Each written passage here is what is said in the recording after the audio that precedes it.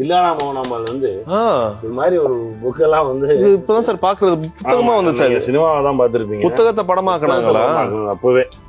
அந்த மாதிரி ஒரு புக் இது. இதெல்லாம் ரொம்ப பழைய பதிப்பா இருக்கும்ல. ஆமா, பாக்கலாமா? பாருங்க, பப்ளிஷ் ஆனது 1968. ஆமா, இது 3ஆம் பதிப்பு 2000 பண்ணிருக்கு. அப்ப போயிட்டே தானே இருக்கு. நீங்க என்னைக்கு இருந்தாலும் இதெல்லாம் வந்து நீங்க ஒரு காலத்துல அப்படியே எடுத்து புரட்டினீங்கன்னு வச்சுக்கோங்களேன், அது உங்களோட பேசும்.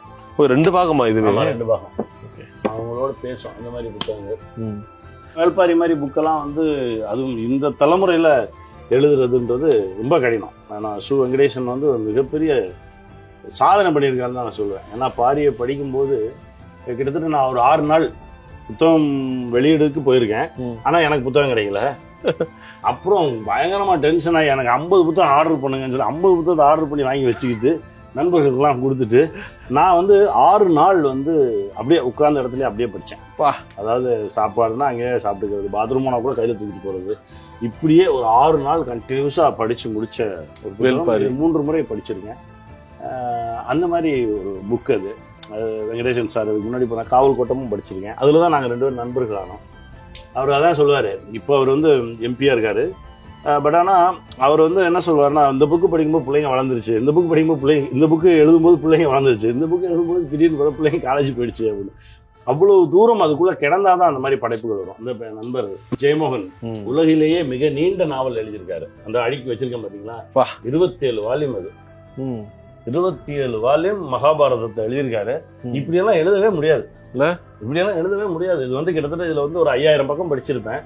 இது வந்து கிட்டத்தட்ட 27 வால்யூம் இருக்கு. ஒவ்வொரு வால்யூம் இந்த சைஸ்னா, இது சின்ன சைஸ் வால்யூம். இந்த பாருங்க, இதெல்லாம் 2வது வால்யூம். இது எத்தான் தண்டி இருக்கு பாருங்க. இந்த மாதிரி 27 புக்கு. இந்த 27 புக்கு இதெல்லாம் படிக்கணும்னா அதெல்லாம் கொடுத்து வச்சிருக்கணும். அதான் மகாபாரதத்தை இவ்வளவு டீட்டெயிலா 1000 பக்கங்கள், ஒன்னு 1000 1500 பக்கம் வரும். இது மாதிரி 27000 பக்கம் எழுதி முடிச்சிருக்காரு. இதெல்லாம் எவ்வளவு பெரிய படைப்பு. ஏன்னா இப்போ இந்த டால்ஸ்டாய் நாவல்கள்ல சொல்லுவாங்க, வாரன் பீஸ்லாம் ஒரு எல்லாமே திரும்ப திரும்ப எழுதி முடிக்கவே ஒரு 20 வருஷம் ஆச்சுன்னு. பயங்கரமான புக்கு. ராகவன் நண்பர் எழுதினது யதின்னு ஒரு புக்கு. யதி வந்து அதாவது ஒரு 4 விதமான சாமியார்களோட வாழ்க்கை. ஒரு குடும்பத்துல பிறந்த 4 பேர் 4 திசையில போயிடுவாங்க. அது பிரமாதமா எழுதியிருப்பாரு. இதெல்லாம் படைப்பாக்கணும்னு எனக்கு ரொம்ப ஆசை. இதெல்லாம் வந்து பதிவு பண்ணணும் அப்படின்னு ரொம்ப ஆசை. பேசிட்டு இருக்கோம், அது நடந்துடும். ஏன்னா இந்த மாதிரி படைப்புகளை தான் இதெல்லாம் வந்து என்ன ஒரு முறை படிச்சா முடியாது, 2-3 முறை படிக்கணும். அதே 4 முறை படிச்சிருப்பேன். வெற்றிமாறன் சாரா இருக்கட்டும், இப்ப பாலா சாரா இருக்கட்டும், நிறைய பேர் வந்து புத்தகங்களை வந்து திரைப்படமா பண்றது வந்து அதிகமாயிட்டு சார். கோடிக்கணக்கான விஷயங்கள் இருக்கு சார். புத்தகங்களை நீங்க வந்து படைப்பாக்கணும்னு முடிவு பண்ணிட்டீங்கன்னா உங்களுக்கு அவ்வளவு கொட்டி கிடக்கு. இந்த கி ராஜநாராயண ஐயா, இவர் கதை, ஒவ்வொரு கதையும் ஒரு படம் இருக்கு. கூடி ஒரு படைப்பாளி, ஒவ்வொரு கதையும் ஒரு படம் இருக்கு. இவர்கிட்ட 1000 படம் இருக்கு. எங்க மேல என்ன இந்த மாதிரி என்னென்னமோ இருக்கு. ஆனா நம்ம கதை எழுதல, கதை இல்ல சொல்லிட்டு இருப்போம். படிக்கணும். வந்தவொடனே தம்பி சொன்னா கள்ளிக்காட்டு இதிகாசம் இப்பதான் படிச்சேன் அப்படின்னு. இதெல்லாம் வந்து ஒரு முறை படிச்சா புரியாது, 4-5 முறை படிக்கணும். ஆமா, கள்ளிக்காட்டு இதிகாசம் படிச்சுட்டு இதை கொண்டு போய் நான் கமல் சார் ஆபீஸ்ல கொடுத்தேன். இத படமா பண்ணணும். இவர்கிட்ட யாருக்கிட்ட, நம்ம மகேந்திரன் சார்ட்ட போய் கொடுத்தேன். இந்த மாதிரி ஏதோ ஒண்ணு சொல்லும் நம்ம கிட்ட ஒரு சில விஷயங்கள். அவர் ஆசைப்படுவோம். ஏன்னா அதுல இருக்கக்கூடிய கேரக்டர்லாம், மொக்கை நாயக்கர்லாம் சான்ஸே கிடையாது.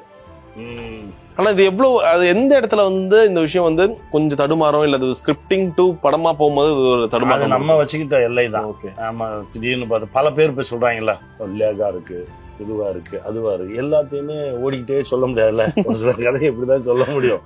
இவங்க வச்சுக்கிற பேரு, இவங்க ஒரு அளவுக்குள் வச்சுக்கிட்டு ஒன்னொன்னுக்கு ஒரு பேர் வச்சிருக்காங்கல்ல. இப்ப நிறைய பேரோட தெரியும், எல்லாத்துக்கும் ஒரு பேர் வைக்கிறாங்க. பாவமா இருக்கு. 2000 ஜென்சின்றாங்க, இதுன்றாங்க. பாவமா இருக்கு. அதாவது படைப்பா பார்க்கணும். இப்ப இது எடுக்கிறோம் 27000 பக்கம். ஏன்னா நம்மளுடைய இன்னும் 40 வருஷம் ஆனாலும் எடுத்து முடிக்க முடியாது. அவ்வளவு பெரிய படைப்பு. இதை நீங்க போய் இதுல என்ன ரேசி வைப்பீங்க, இதுல என்ன இது வைப்பீங்க? இது அப்படியே படைப்பா சொல்றதுதான்.